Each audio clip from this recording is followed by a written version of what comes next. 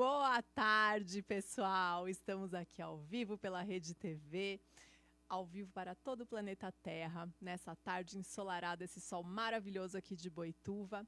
E hoje eu vou entrevistar o Paulo Roberto Marinho, psicólogo clínico, mestre em psicologia, e vai falar de um tema muito sério, que é o bullying. É um tema que assombra muitas crianças e muitas famílias por aí. Antes de começar, um agradecimento especial à Clamarroca, minha apoiadora de figurino, e um beijão para todo mundo que está assistindo a gente. Fiquem ligadinhos e participem com perguntas.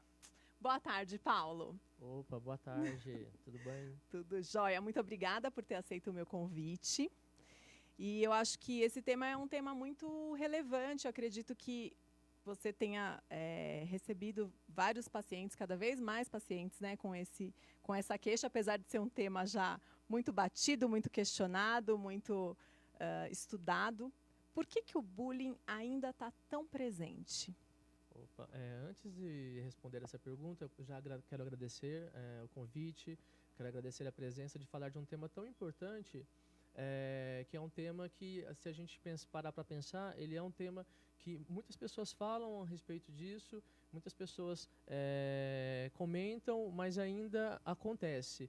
E nos dias de hoje, cada vez mais a gente percebe que a incidência disso está sendo maior. Então, falar sobre bullying é proporcionar uma reflexão para as pessoas, e muitas vezes quem está em casa não tem uma oportunidade de entender, de verificar alguns sinais, de pensar a respeito. E eu vejo que o bullying ainda acontece hoje porque a forma que é tratado, a forma que as pessoas acabam tentando arrumar algumas soluções para isso, ela acaba não sendo efetiva. E essa dificuldade de ser efetivo em tratar o bullying, ele compromete as ações. E aí a gente tem cada vez mais isso acontecendo nos dias atuais. Então, você acredita que o bullying ainda continua presente porque ainda ninguém faz o que deveria ser feito para acabar com o bullying? Ótimo, excelente colocação.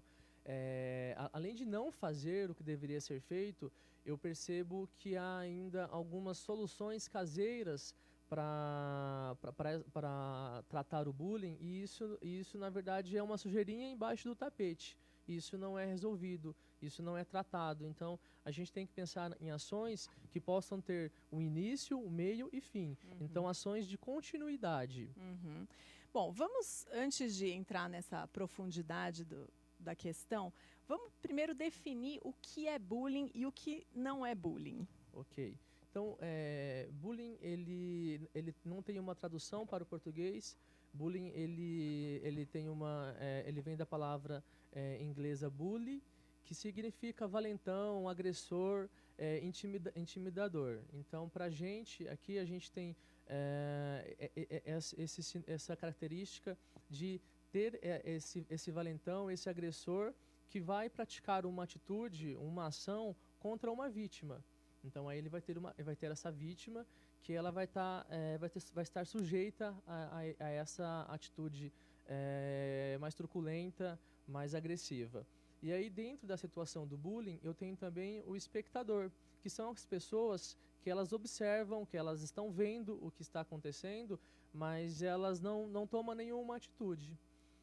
Então, esse agressor, ele pratica o bullying diante de uma vítima, e essa vítima, na maioria das vezes, ela tem um perfil de não reação, de não reagir, de não falar para os pais, de não falar para a professora, de não falar para o diretor.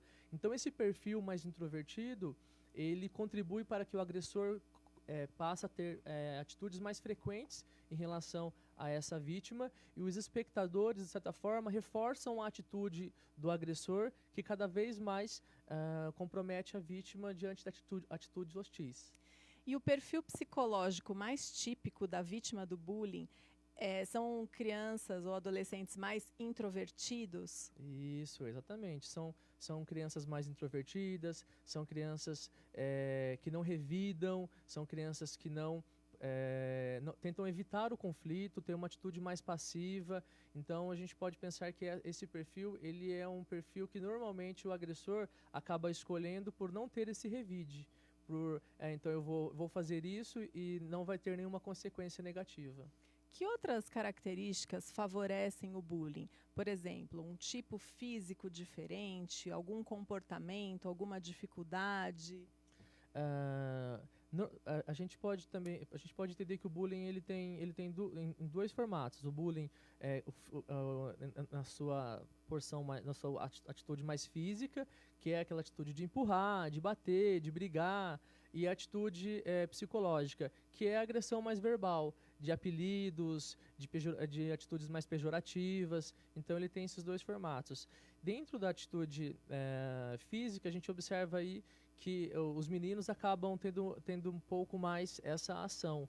E as meninas, elas ficam dentro de um teor mais velado, com fofocas, excluem, não deixam a outra garota participar do contato, do convívio. Então nós temos essas duas características aí.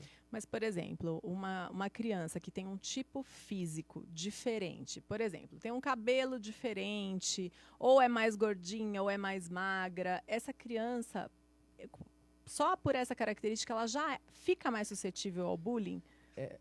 Ela fica mais suscetível ao bullying se o perfil dela, o perfil dela de relação com o outro, ele for mais passivo, ele for mais introvertido. Tá. Aí sim a gente pode dizer que essa criança ela está mais vulnerável a uma atitude de bullying. Por quê? Porque além da característica que ela apresenta, é um perfil que o agressor ele não vai ter o revide. Uhum.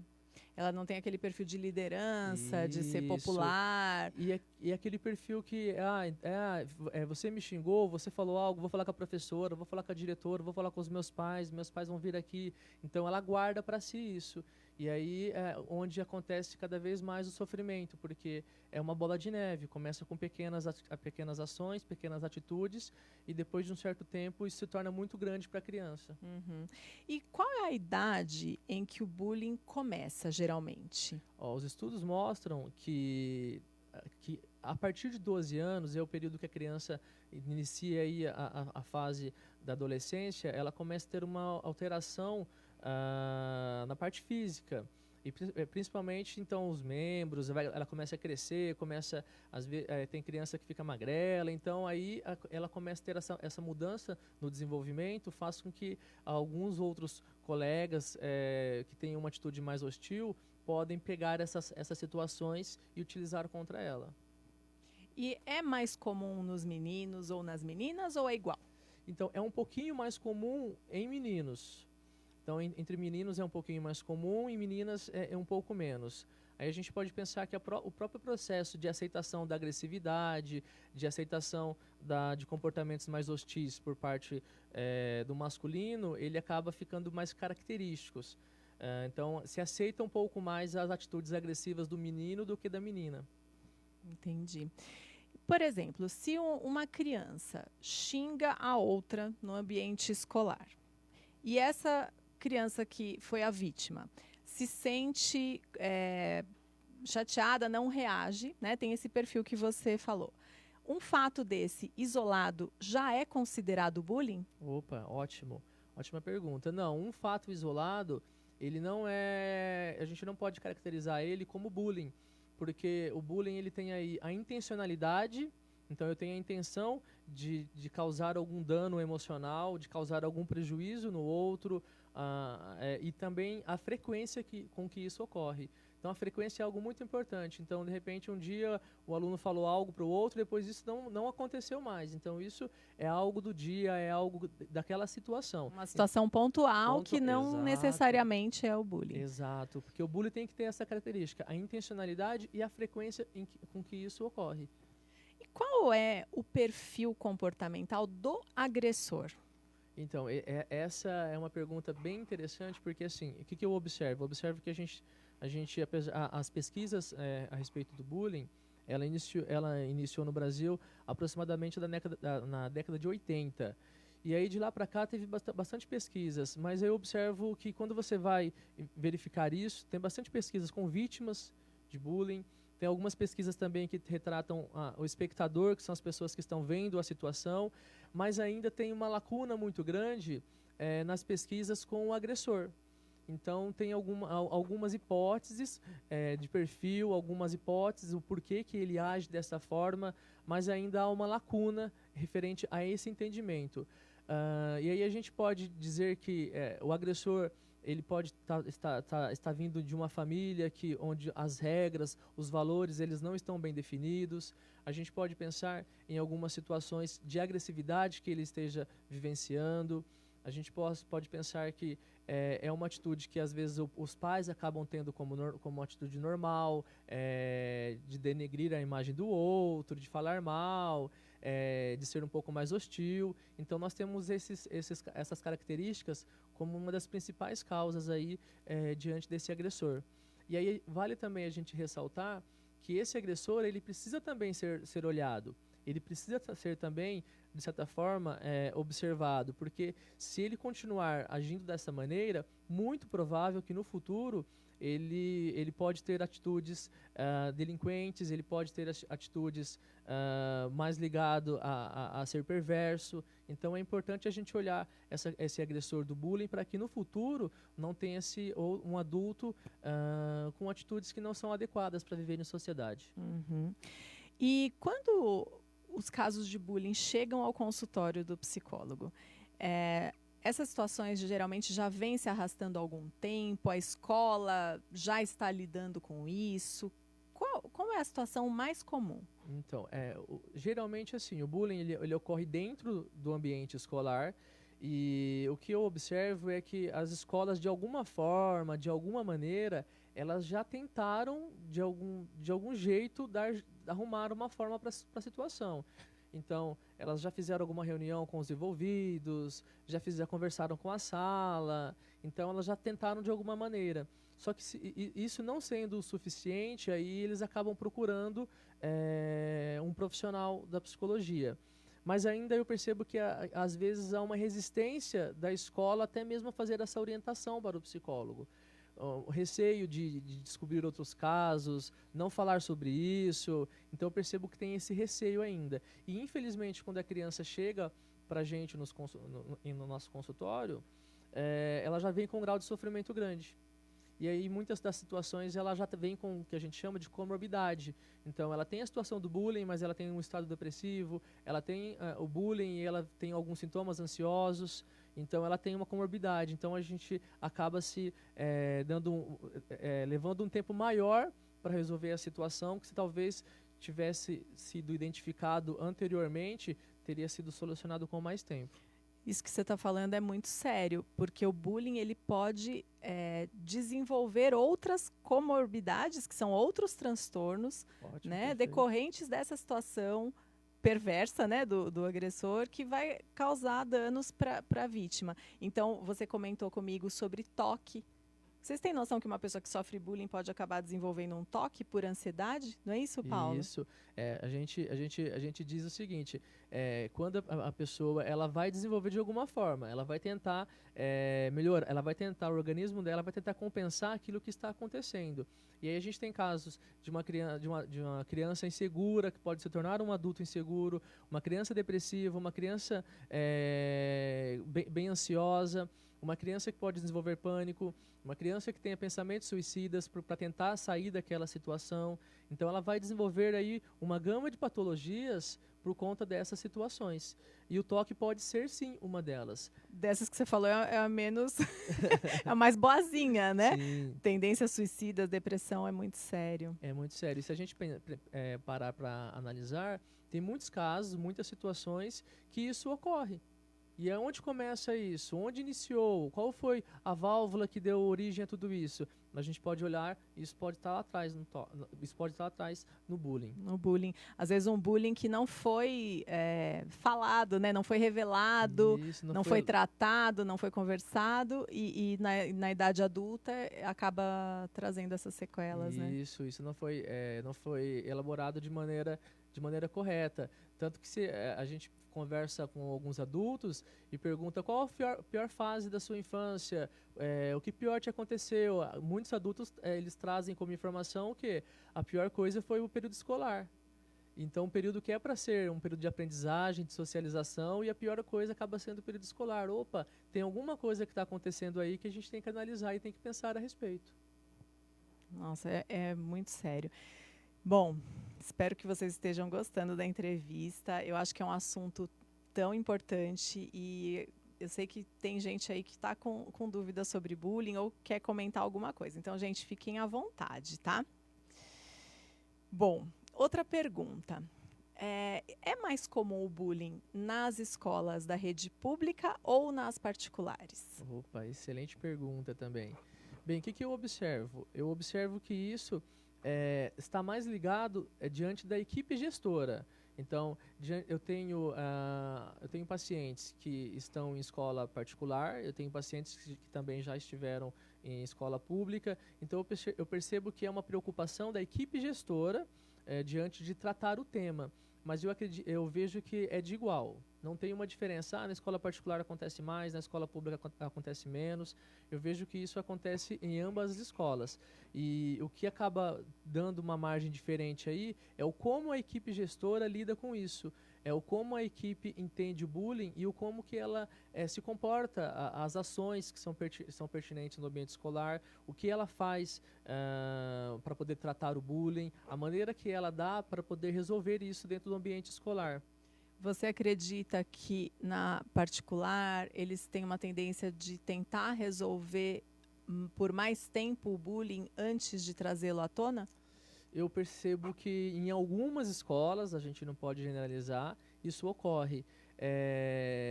Diante de algumas situações, a família tem um receio, a escola tem um receio, na verdade, de trazer a família, de falar o que está acontecendo, com receio de perder esse aluno. Então, eles acabam tentando fazer mais vezes, tentando algumas soluções caseiras, para que eles possam resolver isso e dar solução. E é uma forma também de reter esse aluno, de ter esse aluno com eles. No caso, se os pais podem notar alguns sinais, mesmo que a criança não conte, né? Quais são os sinais que os pais podem perceber que essa criança está sofrendo bullying? Legal. Bem, existem alguns sinais. Então, os pais podem observar se o filho está chegando com mancha, com marca no corpo, material escolar, se está sempre o material escolar da criança tá rasgado, está sendo deteriorado de alguma forma.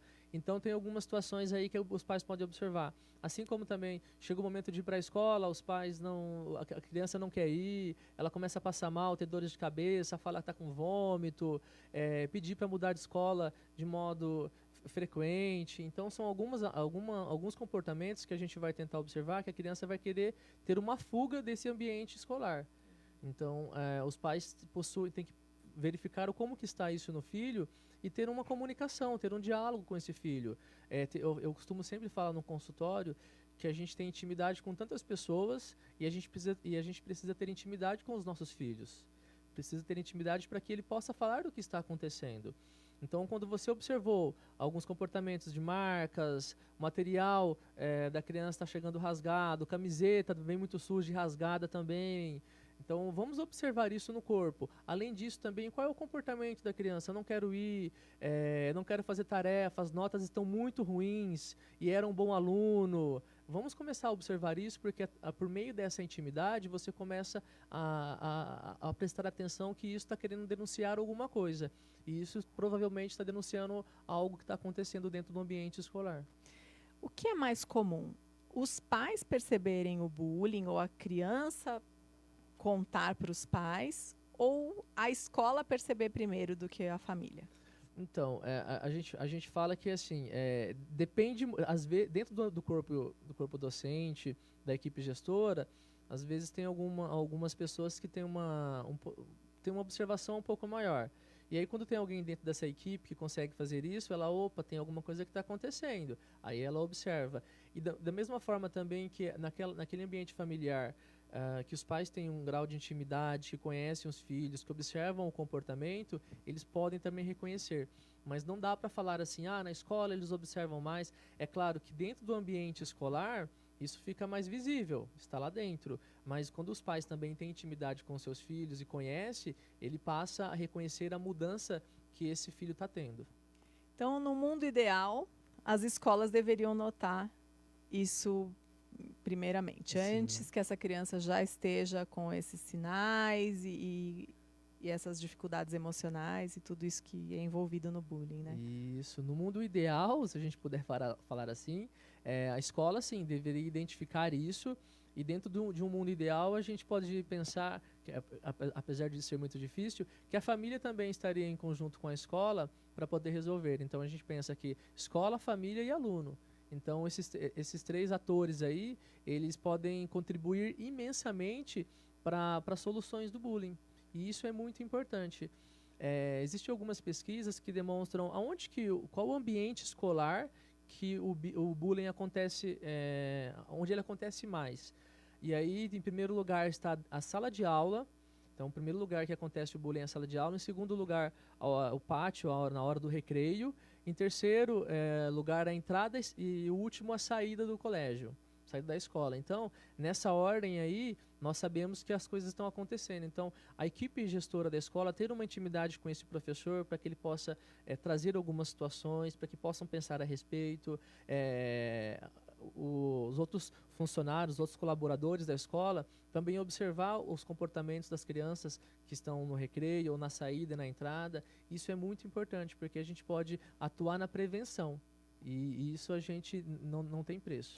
E qual seria alguma forma efetiva, né, de se fazer essa prevenção ao bullying que as escolas poderiam adotar? Poxa, eu acho isso muito, muito, muito interessante, essa pergunta. Vamos dar bastante ênfase nesse momento, né? Porque como você falou que o bullying continua ainda sendo falado, e infelizmente ele ainda prevalece, vamos focar nas soluções. Isso. O que eu observo? Eu observo que dentro do currículo pedagógico, as escolas podem colocar algumas ações efetivas diante das ações, podemos pensar assim, anti-bullying.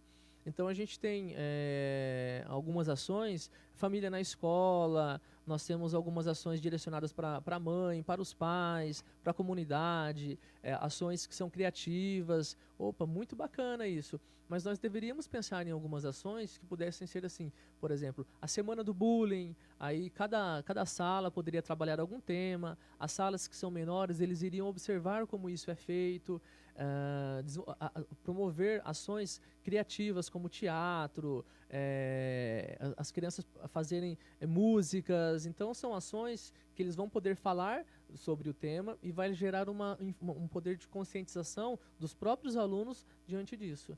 E até mesmo trazer a comunidade, trazer a família para dentro da escola. Eu acredito que isso é algo bem interessante, porque aí a família também vai entender do que se trata, da importância disso. Não fica algo assim, é algo lá que ele vai fazer para poder tirar nota. Não, todo mundo está aprendendo e todo mundo está se conscientizando diante disso. E o assunto ficaria mais escancarado e não tão velado, né? Exato. Ele sairia do nível da informação e ele passaria para o nível de conscientização, que eu acho que aí é onde a gente muda a nossa ação, muda o nosso comportamento, muda a nossa atitude.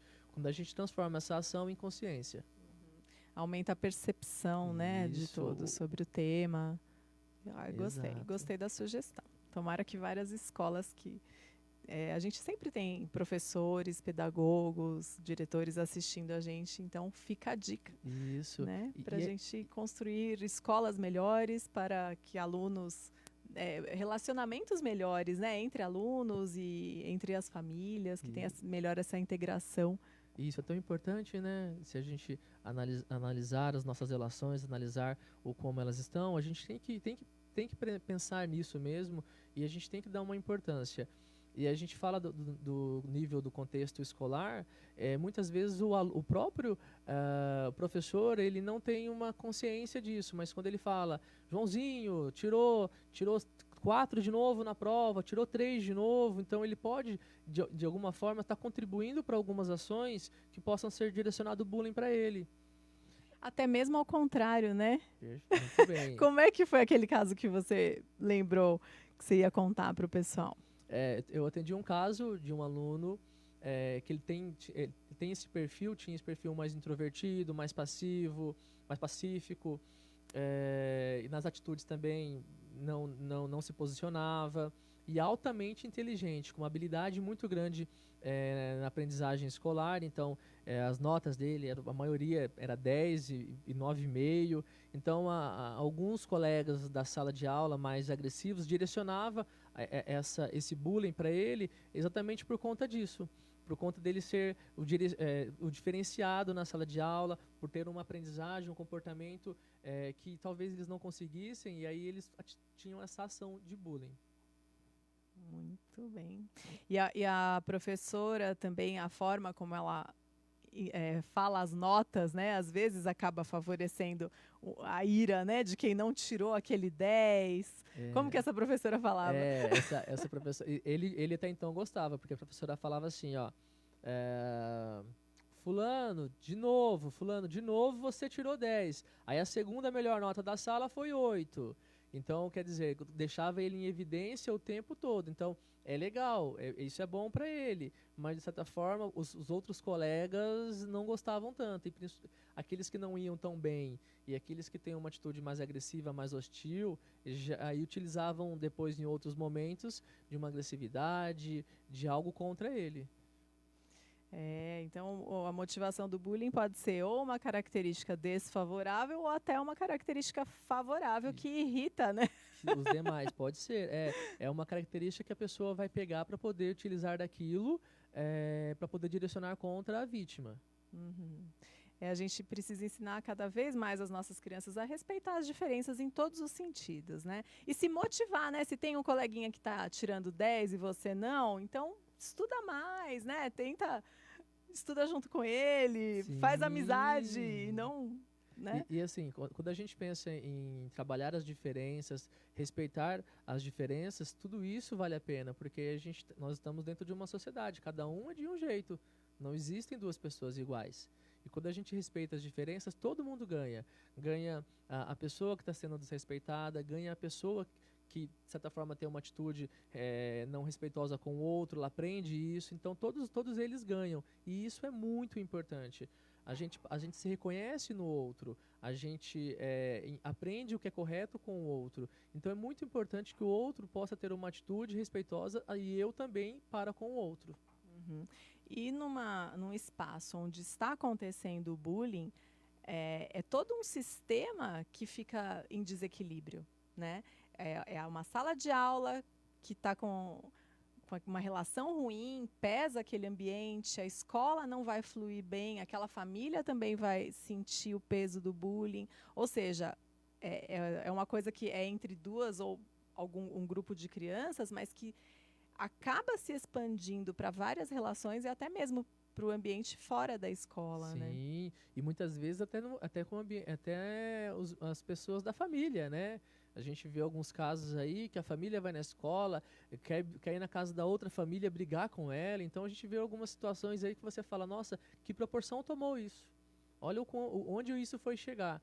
Então é importante a gente ter esse comportamento de entender um pouco mais a respeito disso, porque realmente quebra esse sistema. E aí as pessoas ficam em um momento de tensão o tempo todo. E o ser humano ele não consegue ficar o tempo todo em um momento de tensão.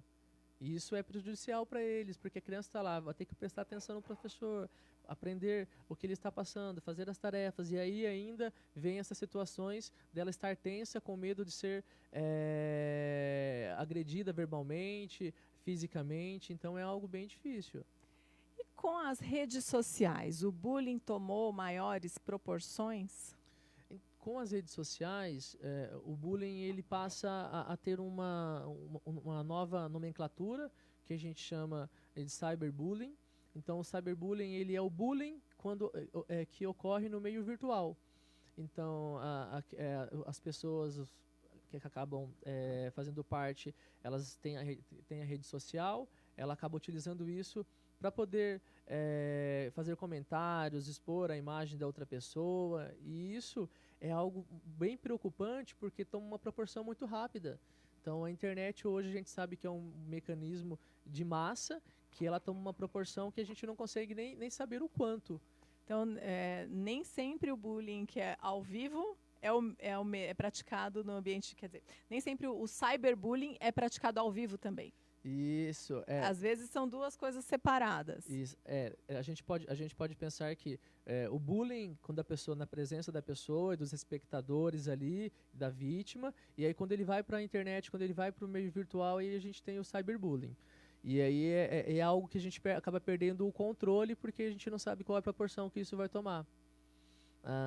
A gente tem alguns casos de adolescentes que acabam não dando uma solução saudável por conta de uma exposição que estava na internet.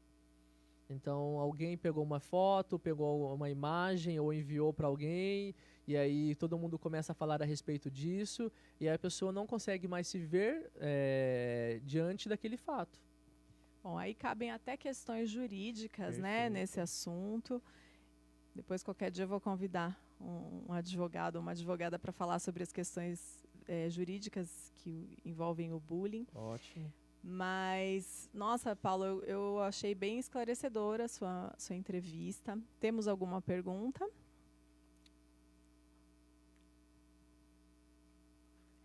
Ovelhinha, temos perguntas hoje? Não temos? Olha, aqui você falou muito bem, Paulo. Eu acho que você fechou todos os assuntos aqui em torno do bullying. Bom, então, você quer falar mais alguma coisa? Não, deixar seu contato. Da minha parte, eu agradeço o convite mais uma vez. É uma oportunidade muito, muito boa para a gente falar de um tema tão importante, de levar informação para as pessoas, para que elas possam entender um pouco mais sobre isso, para que elas possam pensar diante disso e até mesmo reconhecer quando isso está acontecendo. Com certeza. Então, pessoal, muito obrigada pela audiência. O Paulo vai deixar o contato da rede social dele. Ele atende aqui em Boituva, tanto na rede pública como no consultório particular. Então, quem precisar, né, de uma consulta psicológica, seja sobre bullying ou qualquer outro assunto, né? Atende adultos, crianças também? Atendo adultos, crianças também. Só ligar, a gente marca um horário, acerta a melhor forma de estar comparecendo ao consultório. Atendo aqui em Boituva também, de fácil localização. Não tem muito segredo. É isso aí. Então, boa tarde a todos e até a semana que vem.